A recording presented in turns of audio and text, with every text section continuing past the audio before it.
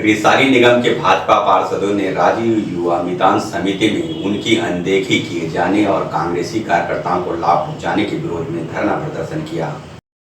नगर पालिक निगम रिसाली के भाजपा पार्षदों ने निगम परिसर में धरना प्रदर्शन किया। पार्षदों की मांग है कि छत्तीसगढ़ शासन की योजना के अंतर्गत नगर निगम रिसाली के द्वारा राजीव युवा मितान क्लब के लिए 40 वार्डों की सूची के आदेश जारी किए गए हैं, जिसके लिए समिति का गठन किया गया है, जिसमें शासन के मापदंडों की धज्जियां उड़ाई गई है।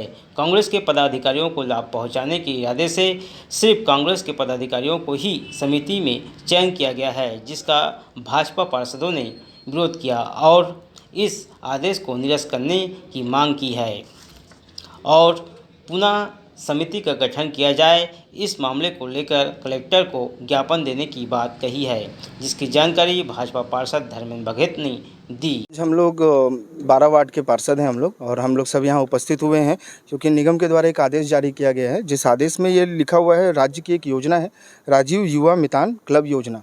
इस योजना के तहत खेल के प्रति लोगों को जागरूक करने के लिए हर वार्ड से एक समिति बनानी थी, जिस समिति का सभी ओपन था, वो सभी को जमा करना था।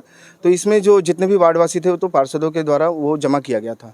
तो सभी खेल से जितने जुड़े हुए लोग हैं, हम लोगों ने अपने अपने वार्ड से लोगों का लाके जमा किया था।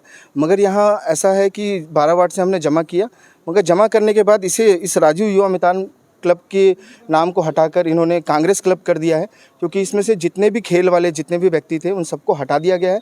और कांग्रेस के पार्षद पति वो भी हैं, एनएसयूआई के अध्यक्ष हैं।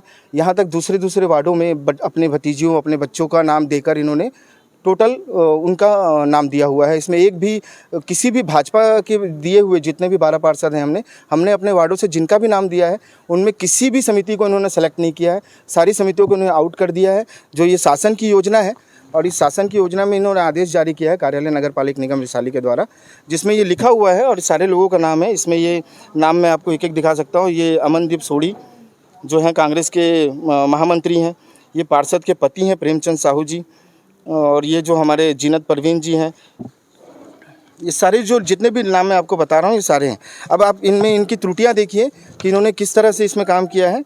एनएसयूआई के अध्यक्ष हैं रवि सिंह, उनका 2 वार्डों में नाम दिए हैं सचिव में, 2 जगहों पे। ये भ्रष्टाचार करने का इन्होंने नया एक लिया है और राजीव क्लब योजना को इन्होंने टोटल कांग्रेस क्लब कर लिया है। मितान क्लब है, एक शासकीय योजना है और ये सभी रूल के एक तहत चलती है।